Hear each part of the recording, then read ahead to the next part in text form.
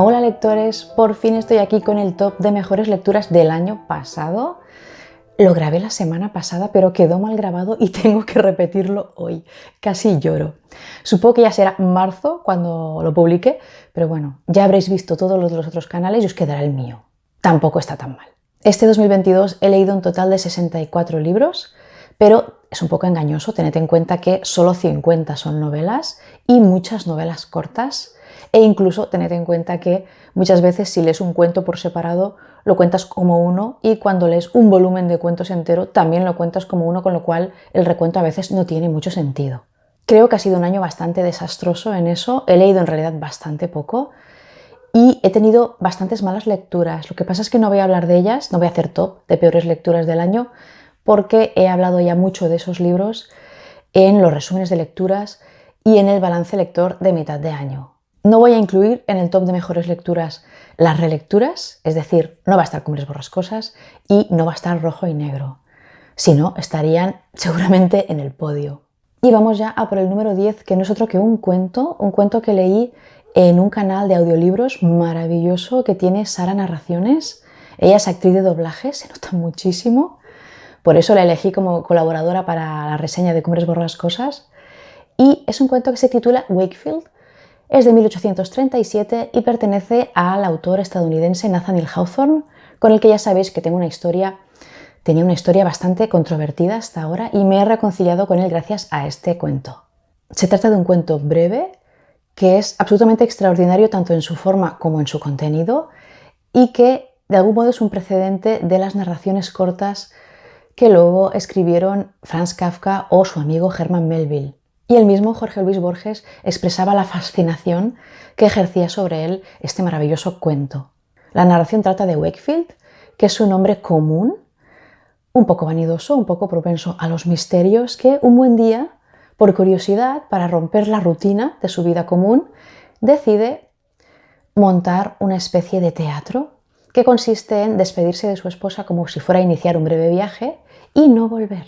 Sin decírselo a nadie, se instala en un apartamento que había alquilado previamente cerca de su hogar y desde la ventana se dedica a espiar cómo impacta su decisión en su vida anterior, en su esposa, en su casa, en sus amigos, etc. Y el resultado es de lo más desconcertante. El estilo de Hawthorne es totalmente depurado, no sobra ni falta nada, la exposición es clarísima, brillantemente desarrollada y pese a la crueldad de la historia y a lo profundo que se puede extraer de ella, la narración es absolutamente sosegada. Es un cuento muy original, muy bien contado, además tiene el interés de que es como una doble narración, porque el que escribe la historia es como si hiciera una elucubración a partir de una noticia que lee en un diario, que al parecer era un caso real. Es un cuento que vale muchísimo la pena y sin duda volveré a leer a Nathaniel Hawthorne, volveré a leer La letra escarlata, que me pareció que estaba muy bien escrita y que la historia era muy original, pero que podía haber dado más de sí. Me pareció que estaba desaprovechada la novela. Y la que fue peor fue La casa de los siete tejados, que es uno de los libros mejor escritos que he leído nunca, pero la historia no me interesó nada y no entendí casi lo que pasaba, más allá del planteamiento que es absolutamente fabuloso.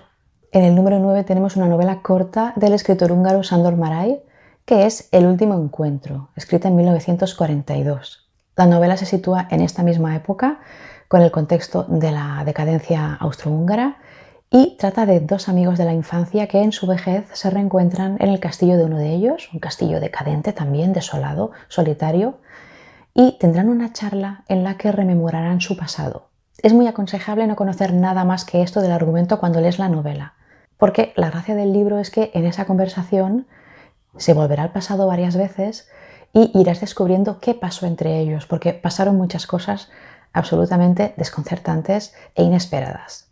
Es una novela escrita con un estilo muy claro, muy sobrio, muy tranquilo y que construye una historia absolutamente emotiva, profunda, muy otoñal, que reflexiona sobre la existencia, sobre el sentido de la vida, sobre el sentido de la amistad, pero sobre todo lo más importante de la novela, al menos para mí, es que plasma esa lucidez, ese cansancio que da la vejez. La experiencia, el haber vivido y sufrido mucho, otorga a las personas una especie de sabiduría y de cansancio de la vida. Aquella sensación de que la vida al final llega a hartar, te llega a ser indiferente todo. Has vivido tanto que ya no quieres más. Es un libro maravilloso, precioso, profundísimo y con una estructura muy interesante que le otorga más interés a la trama porque ese vaivén continuo en el tiempo hace que estés muy pendiente de ese goteo de información y de saber qué pasó entre esos dos amigos, por qué han estado 41 años sin verse. Delicioso, no os lo perdáis y es cortísimo. En el número 8 tenemos una novelaza de la escritora británica Rebecca West, de la que yo no había leído nada todavía, que no es otra que El regreso del soldado, escrita en 1918. Es una novela que trata sobre los efectos, el impacto de la Primera Guerra Mundial. La novela trata de un joven soldado, Chris, que vuelve de la guerra con amnesia. Chris no recuerda nada de los 15 años previos al momento de irse al frente. No recuerda que está casado, no recuerda a su mujer, Kitty, pero sí que recuerda a un antiguo amor de juventud que tuvo 15 años atrás y está absolutamente obsesionado con esa mujer y con volver a verla porque cree que están juntos. Como os podéis imaginar, esta situación conmociona al resto de personajes, desde su mujer, que no puede soportar, no puede aceptar lo que está pasando, hasta ese antiguo amor de juventud que, aunque se ha casado, sigue enamorada de él. También es una novela muy fácil de leer, tiene un lenguaje muy claro, muy sencillo, también es una novela muy sosegada, tiene unas descripciones preciosas y breves, no es un libro pesado. Y lo más interesante es el final. Al final se plantea un dilema terrible que tendrá consecuencias absolutamente devastadoras para los personajes implicados y ni qué decir tiene que yo hubiera elegido la otra opción. No es justa, pero yo la hubiera elegido. El final es absolutamente desgarrador. En el número 7 tenemos otra novela breve de una autora española de la que yo no había leído nada y que ha sido todo un descubrimiento. Es maravilloso que todavía nos queden cosas por descubrir. Y se trata de Aranmanoz, de Ana María Matute, que es el tercer volumen de una trilogía, la trilogía medieval de esta autora. Yo la descubrí gracias a un vídeo de Marta de No Solo Clásicos, tiene un vídeo maravilloso hablando de estas tres novelas. La primera es La Torre Vigía, se sigue con Olvidado Rey Gudú, que es como la más famosa y la más larga también, y se termina con esta. Son autoconclusivas, se puede leer de forma independiente y a mí me aseguraron que esta era la mejor para empezar, la última. Y estoy encantada. La novela es una historia muy sencilla pero muy bien vestida, que se sitúa en un marco medieval con tintes fantásticos y que narra la historia de amor entre dos personas que no tenían que haberse enamorado, dos personas muy jóvenes. Es el nacimiento de un amor puro, de un amor absolutamente ingenuo, que me recordó mucho al que hay en La Madre Naturaleza de Emilia Pardo Bazán. Sabéis que me gustó mucho esta novela. También contiene un amor accidental, prohibido y absolutamente bellísimo, un amor que no puede ser de ninguna manera. Y Aranmanoz lo que narra es el nacimiento de ese amor y su choque con la edad adulta y con la dura realidad. Pero lo mejor de la novela no es la historia, sino el estilo narrativo de Ana María Matute, que a mí me ha devuelto la alegría de leer. Matute tiene encanto. De esto ya hemos hablado alguna vez. No todos los autores tienen encanto, ese tono de cuentistas, y ella lo tiene.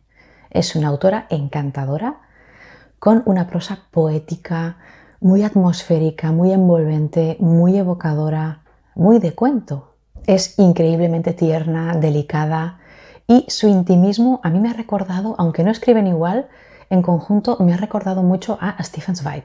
En definitiva, gracias infinitas a Marta por promocionar esta autora y esta trilogía en concreto y también a Manolín Picassín, que fue el primero que me habló de esta lectura.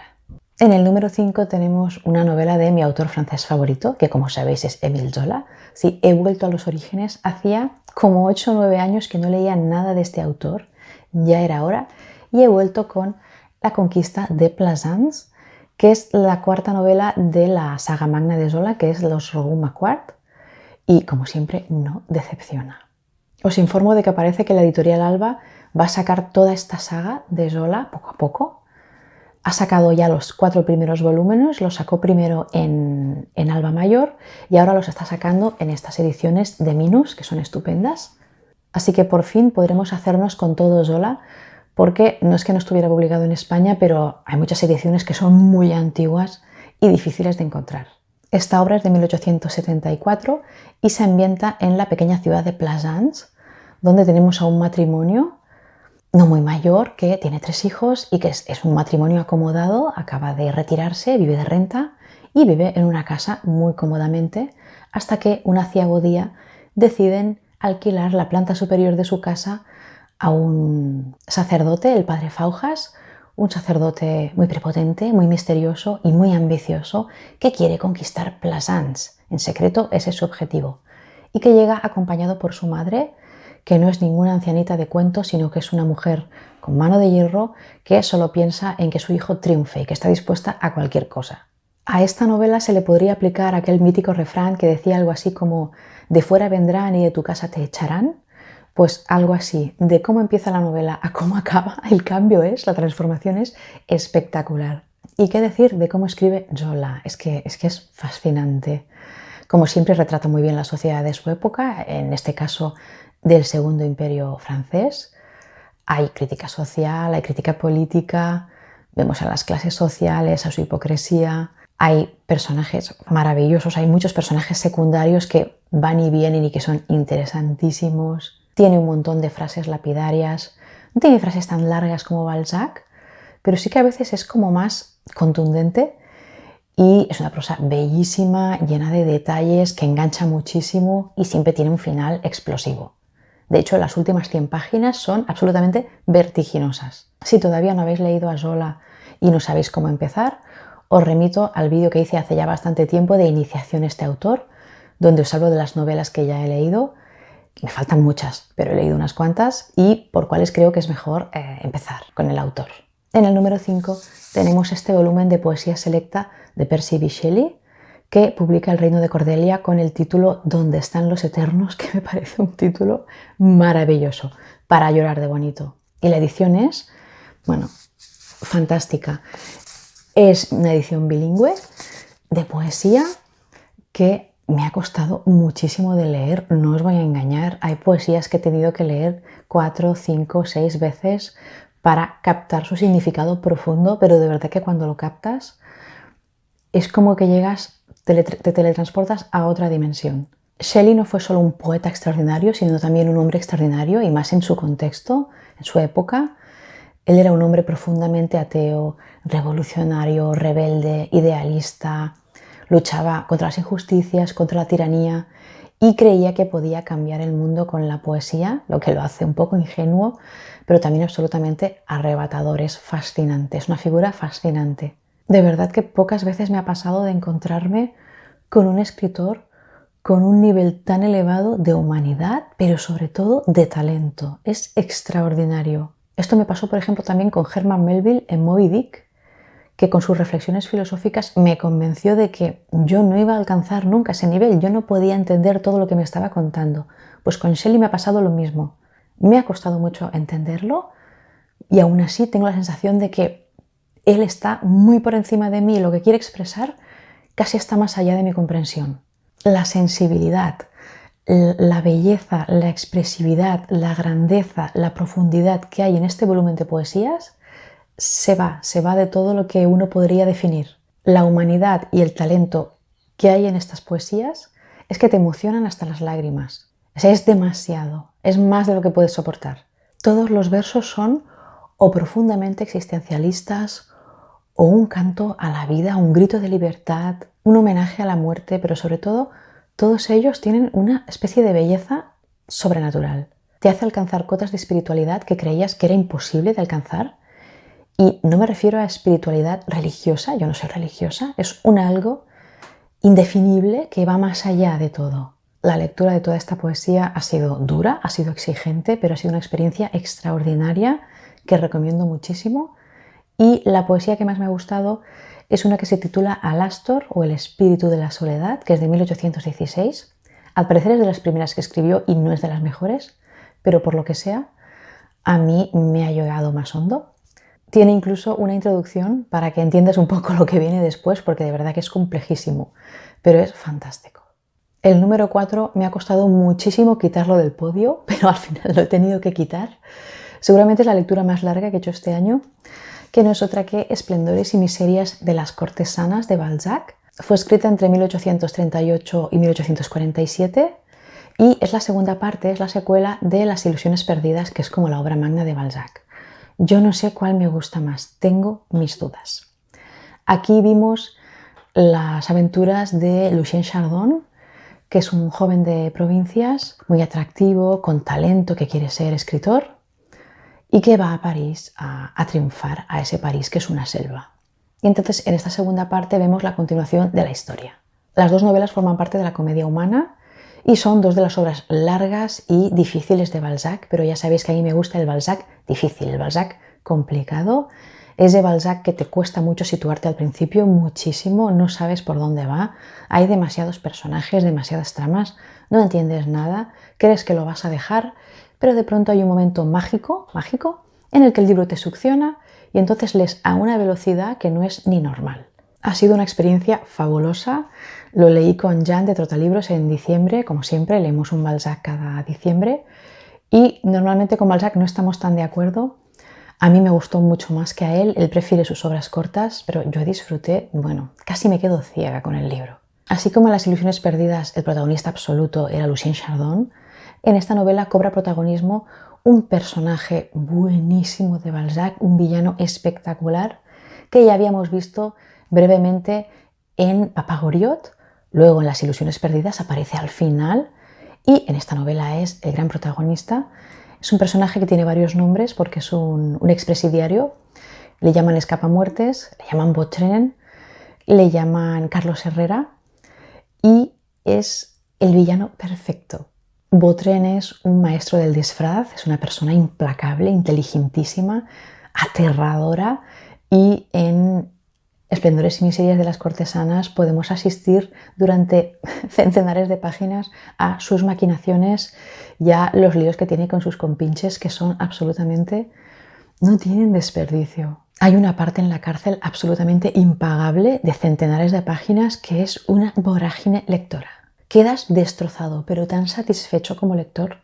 Esta novela es un absoluto derroche de talento. Balzac, como siempre, plasma maravillosamente la sociedad de su época, el mundo aristocrático. También en este caso vemos el mundo policial y el mundo carcelario. Describe muchas instituciones de su época, son descripciones un poco más pesadas, pero que son un testimonio histórico espectacular de cómo eran físicamente por dentro las cárceles. Es fantástico. En esta novela tenemos absolutamente de todo. Tramas ingeniosas, diálogos de infarto, madames vengativas. Las mujeres en este caso al final son buenísimas, de verdad. Es impagable, no os lo perdáis. Cuesta un poco, pero vale mucho la pena. El mejor Balzac es el Balzac excesivo, de verdad. Esta novela es casi una novela total como lo era Las ilusiones perdidas. Y vamos ya a por el podio. Me ha costado bastante, pero ya lo tengo claro. Son 3 novelas cortas que me han impactado muchísimo, me han conmocionado. Ya sabéis que yo en el podio suelo poner novelas muy buenas, pero que aparte han conseguido atravesarme de una forma singular. Me han hecho alcanzar algo que está por encima. Es como una conexión entre la literatura y la vida, un choque que no suele ocurrir. En el número 3 tenemos Felicidad conyugal de Tolstoy. Este año ha sido un año muy Tolstoy y no me cansaré de decir cuánto sabía Tolstoy de la vida. Yo siempre os digo que mi autor favorito es Charles Dickens porque me encanta su forma de escribir, pero la verdad es que cada vez tengo más claro que el mejor autor que yo he leído es Tolstoy. Es que lo sabía todo, todo. Esta pequeñísima novela es de 1859 y en ella este autor ruso lo que hace es explicarnos algo 1000 veces contado, pero él nos lo cuenta mejor. Nos cuenta sencillamente las fases del amor, desde el enamoramiento inicial hasta ese estado final de madurez que solo conoces si lo has alcanzado, que es el amor verdadero. La claridad con la que te lo explica, con la que lo refleja, es pasmosa. De pronto te sitúas en un escenario que creías que ya conocías, pero que te das cuenta que solo habías vislumbrado y de pronto constatas esa realidad. Y eso te obliga a pasar por una especie de duelo que no sabías que necesitabas y te deja una sensación nostálgica y agridulce por ese enamoramiento inicial que ya no tienes, que era muy bonito, que sin duda era muy arrebatador y muy bucólico y muy maravilloso, pero que ya pasó y no volverá, y ahora estás en un estado mucho más sólido, mucho más positivo, pero que te deja esa sensación de que lo otro ya nunca va a volver.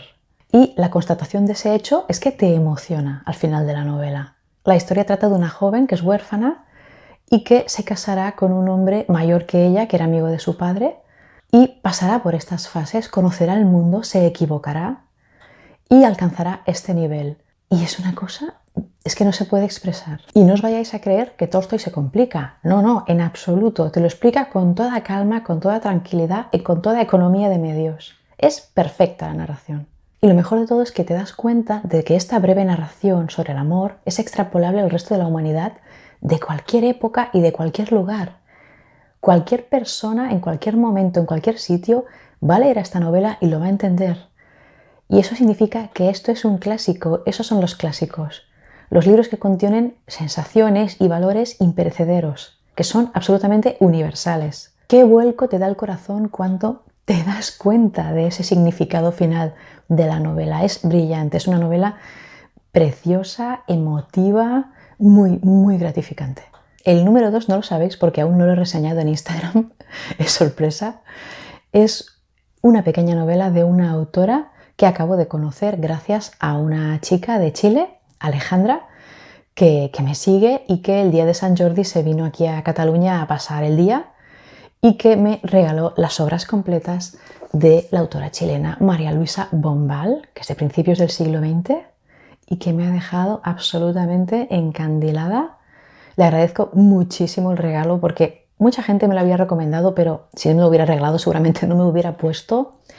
Y bueno, estoy absolutamente impactada. Yo no estaba preparada para esto. Es una autora que escribió muy poco, solo escribió este volumen, que son 2 novelas cortas, La última niebla y La amortajada, un poco de obra poética, unos cuentos y algunas cartas y otros escritos. Pero lo más importante son estas 2 novelas. La más famosa es La amortajada, es la que tiene más fama, pero a mí me ha gustado más y esa está en el top 2. La última niebla. Quizá porque la he leído primero, no lo sé, pero estoy absolutamente conmocionada. María Luisa Bombal es un poco como el autor mexicano Juan Rulfo, que escribió poquísimo, pero ya con eso se ganó su sitio en la historia de la literatura universal, pues lo mismo.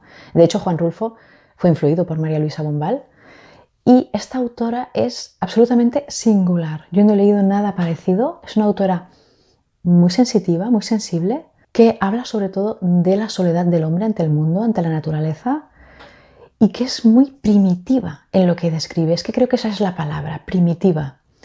Habla de los impulsos más primitivos del ser humano y ella siempre lo hace desde el punto de vista de la mujer, lo cual es muy escandaloso para su época porque ella se centra sobre todo en el deseo sexual de la mujer. Es una autora muy pasional que habla de las más primitivas pasiones. Bombal habla mucho de la desilusión del amor, del recuerdo del amor perdido, del alimentarse del recuerdo de aquella noche pasada con aquel hombre. De hecho, el epicentro de La última niebla es un encuentro nocturno entre un hombre y una mujer, en este caso un hombre desconocido para ella, y de cómo ella vive toda su vida recordando ese momento con gran pasión y deseando el reencuentro, y vive atormentada por ese no reencuentro. Yo hasta ahora siempre decía que la escena erótica más increíble de la literatura era la del nombre de la rosa, la de la cocina, entre el pobre Hacho, ese joven monje que no sabe lo que hace, y aquella pobre chica, pobre del pueblo. Pero ya tengo mis dudas porque la de esta novela me ha encantado. A mí estos encuentros nocturnos, inesperados, me encantan. Y en esta novela está narrado de forma explosiva, con mucha vehemencia, con mucha violencia. De hecho, Bombal es bastante violenta en su expresión. Lo que os digo, muy primitiva. Todas las páginas de la novela están cargadas de sensualidad, de una mujer abandonada que vive obsesionada por el pasado, que vive una obsesión furiosa, absolutamente descontrolada, pero siempre de forma interna, de forma muy intimista. Bombal habla de la vida, de la muerte y de la soledad ante el mundo. Bombal tiene una forma de narrar que a veces nos hace sentir que ese mundo que describe es tan extraño, tan hostil, que casi raya lo sobrenatural, pero no lo es, tú sabes, tú tienes la convicción de que no lo es, con lo cual ya nos acercamos al realismo mágico. De verdad, os la recomiendo muchísimo. La última niebla tiene unas 40 páginas y La amortajada creo que como unas 80, o sea, es que son muy asequibles y son otra cosa. No habréis leído nada igual, eso garantizado. Y vamos ya a por mi top 1, que ya lo sabéis todos si me habéis seguido, porque he hablado mucho de esta novela, porque ha sido una conmoción para mí, y no es otra que la muerte de Iván Ilich de Tolstoy, otra vez. Ya os dije que era un año muy Tolstoy, y no me cansaré de repetir que este hombre lo sabía todo de la vida.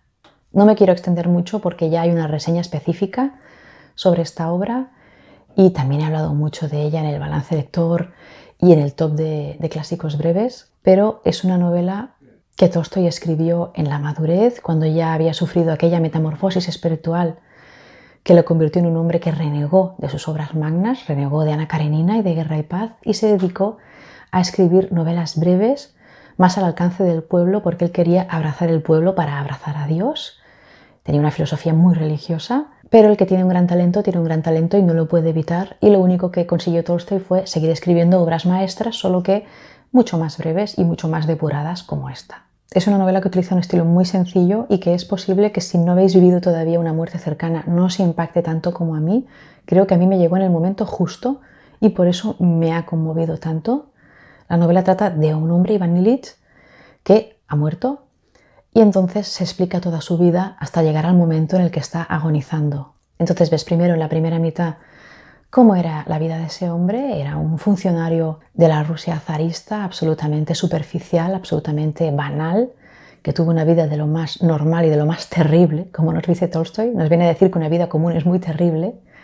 Y en la segunda mitad, que es la que a mí realmente me caló, vemos cómo esa persona, desde su punto de vista lo vemos cómo está muriendo y él lo sabe, y entonces te explica pues las dudas acerca de si realmente ha aprovechado o no su vida, el miedo a la muerte, el miedo a la llegada inexorable de la muerte, la angustia de la espera, la espantosa certeza de que no va a salir de ahí ya, los dolores que pasa, la incomprensión de los demás. Es tan obvio que es así, que cuando uno muere se siente así, que es insufrible. A mí se me hizo insoportable el dolor. Llegué a consultar si Tolstoy se estaba muriendo cuando escribió la novela y no. O sea, no sé cómo sabía tanto de la vida, pero lo sabía. Es una novela con una lucidez y una emotividad al final que se hace de verdad insoportable, pero que es muy gratificante porque de nuevo te das cuenta, como en otras novelas de las que hemos hablado ahora, que alcanzas una dimensión de comprensión que raras veces alcanzas, y eso es muy gratificante. Sufres mucho, pero te aporta. Y toda esta maravilla Tolstoy la construye en 150 páginas en mi edición, que es ilustrada. O sea, es que es brevísimo. Y a veces no hace falta más. Hay otra novela de Tolstoy que se ha quedado fuera del top por muy poco, que es La sonata a Kreutzer, que también habla de las relaciones matrimoniales y de la dificultad que hay en ellas, aunque esta es mucho más agresiva que la de felicidad conyugal, es muy diferente, pero me ha costado no incluirla porque también es una pequeña joya.